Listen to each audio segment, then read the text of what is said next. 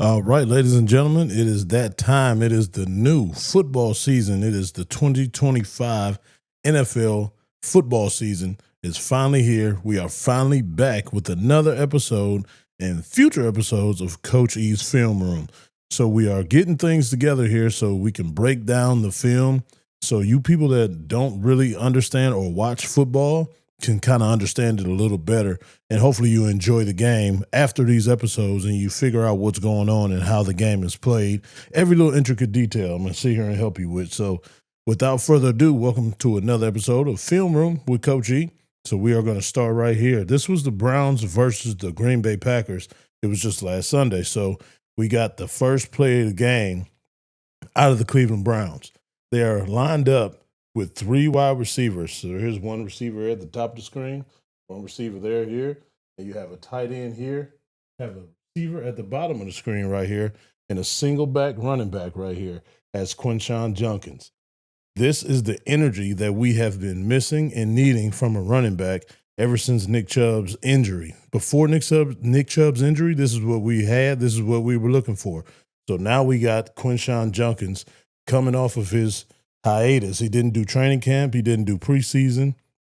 He came last week, had his first game, but now he is almost in regular season form. This is still him warming up, guys, because he didn't have the preseason to do any of that. So this is the first play from scrimmage. Just watch his energy and his focus and his hard running style that he has on this first play. This is what we need here. So you got Joe Flacco sending somebody in motion, getting closer to the line of scrimmage, getting tighter to block somebody. That should have been a penalty right there because two guys cannot be in motion at the same time. But for some reason, the referee let it slide. I'm happy with it because I'm a Browns fan. So he sends the other guy in motion at the bottom of the screen. He makes sure he's set. He gets ready. He hands off to Quinshon here. And let's pause it right there.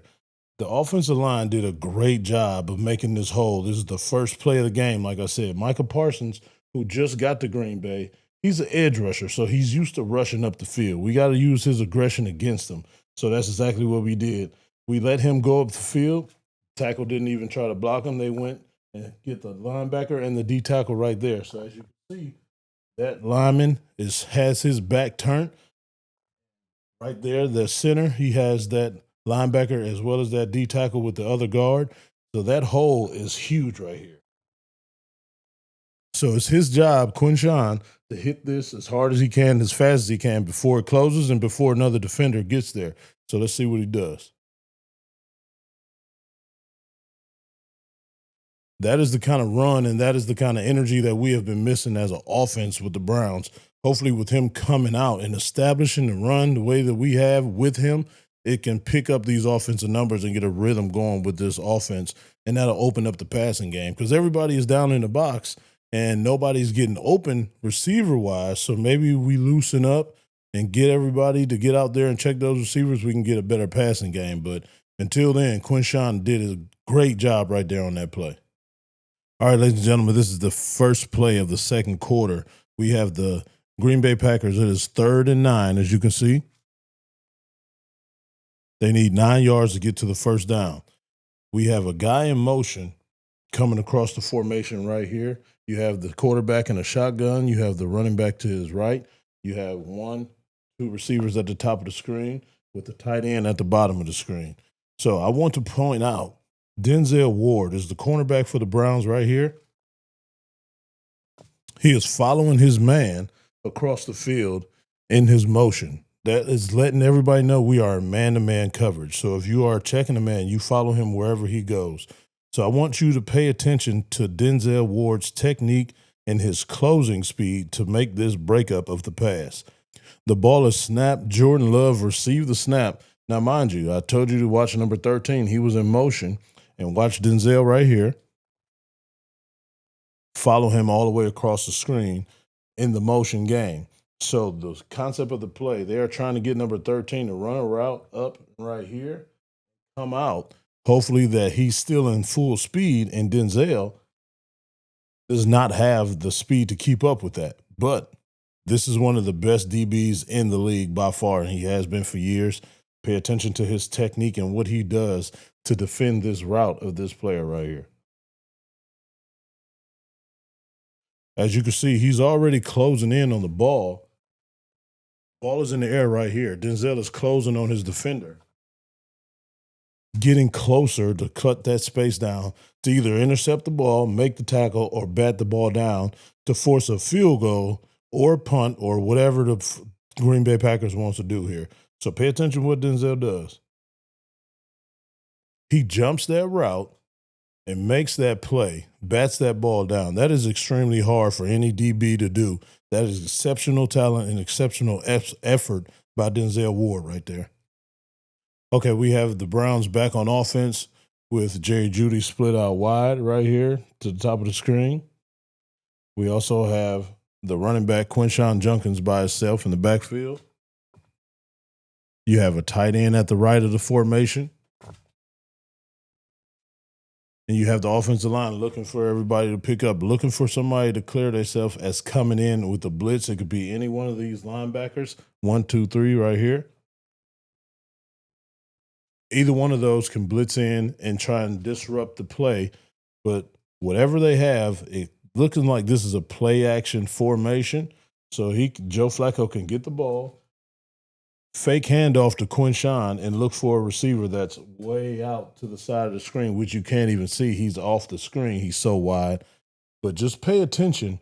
Number 7 in Green Bay right here is going to be the one blitzing in. And it is Quinshon's job, the running back right here, to pick up that blitz and give Joe Flacco the time that he needs to complete the ball down the field.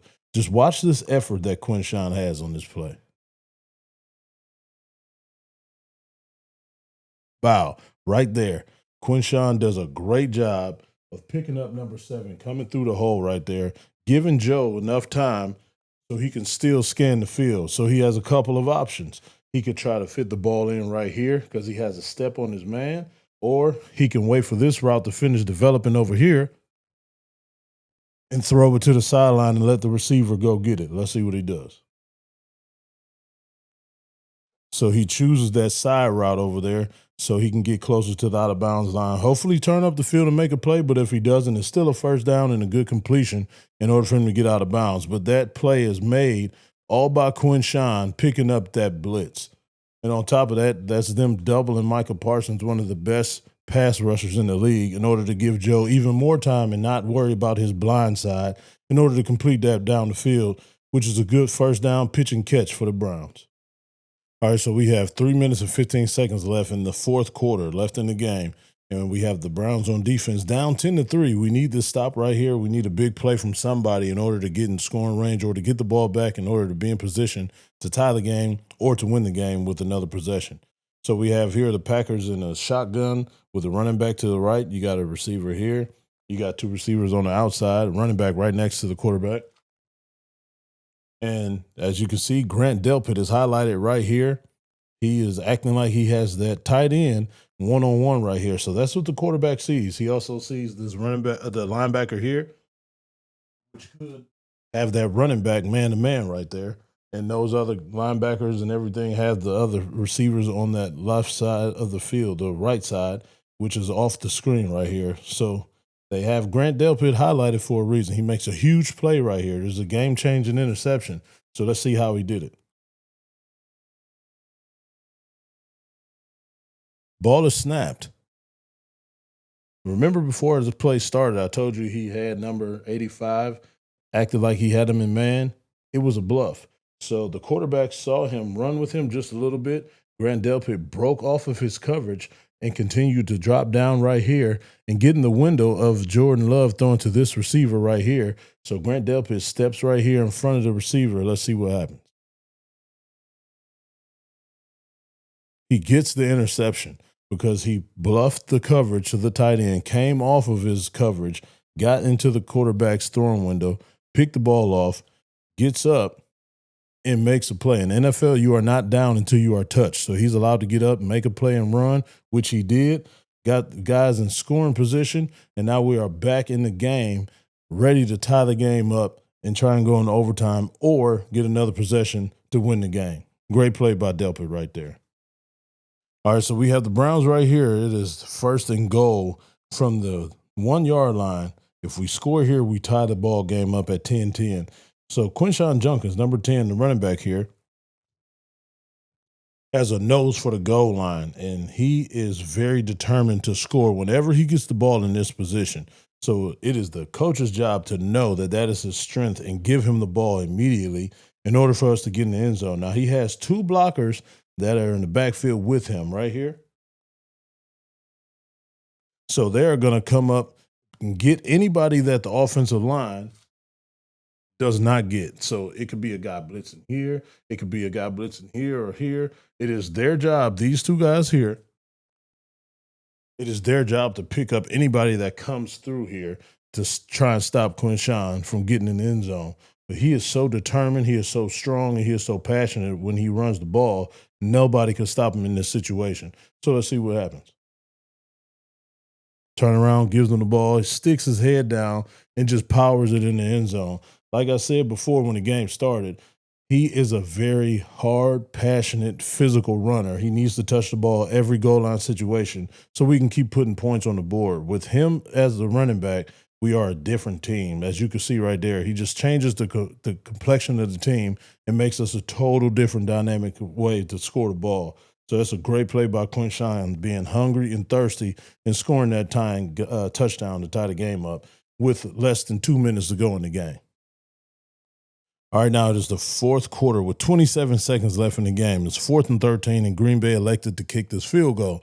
If they make this field goal, that is the ball game. We end up losing the game if he makes this field goal. This is a very, very important play in the game.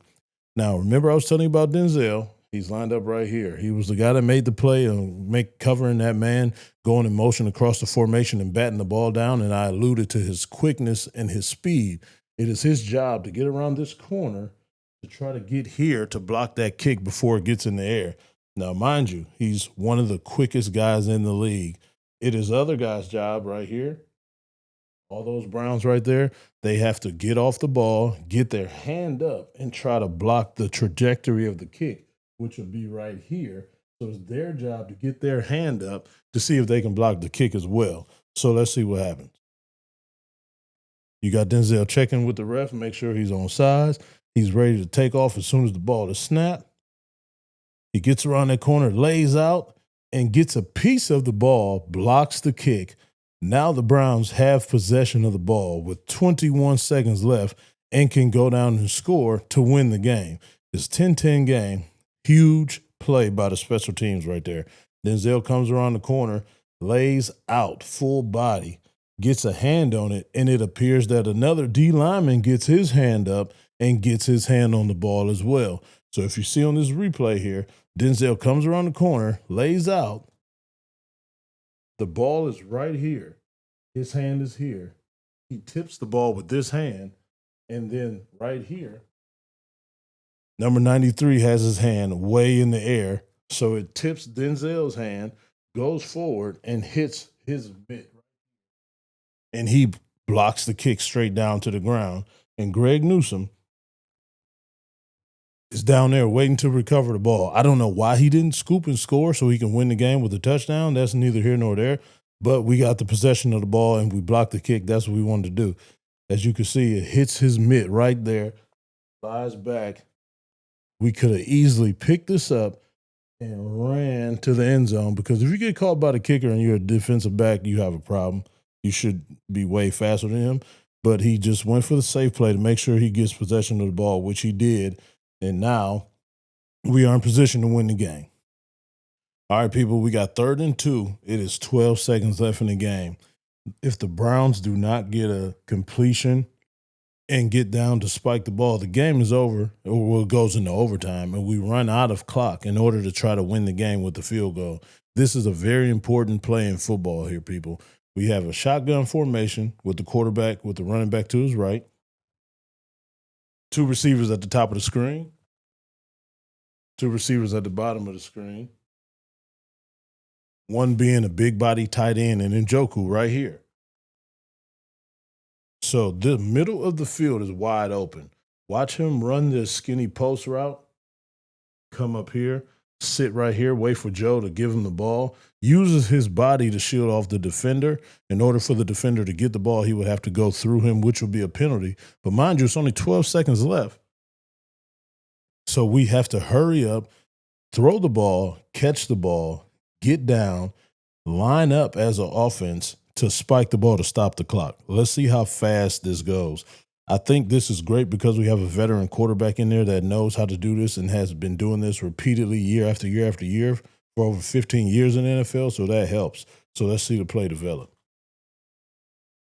Joe gets the ball. He comes up, catches it, gets down immediately because he knows it's 8, 7, 6 seconds. Have to hurry up, get up, line up, and now he spikes the ball. Now the clock stops with 2 seconds left. Plenty of time for the field goal unit to come on, get set up, and get ready to win this game. All right, we got a 10-10 game. 2 seconds left. The field goal kicker is lined up. This is a 55-yard field goal. Now, for people that don't live in Cleveland that doesn't pay attention to sports, this kicker in the very first game of the year missed 2 kicks that could have won the Browns the game. So everybody in the city of Cleveland has been talking bad about this guy, saying we should have cut him a while ago, but it was his first game ever in the NFL. It was high-pressure situations. Yes, he's a professional and he should make it, but at least give the guy another chance to redeem himself. And this is the chance that he was waiting for to redeem himself. So 55 yards to win the game where you were a 7-point underdog at home. Let's see what he does.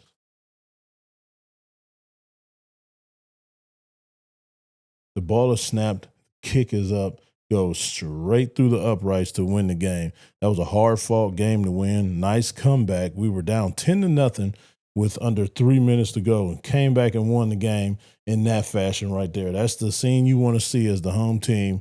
You mobbing the kicker as he wins the game for you. And that is how the Browns got their first win of the season, ladies and gentlemen. I hope you enjoyed this episode of Coach E Film Room. Hopefully you can come back, watch it again, or watch another episode that will be coming. We're going to try our hardest to do a episode every week just so we could break the game down on certain plays to help you understand the game and love the game as much as we do. So thank you for watching this, and I'll see you next time.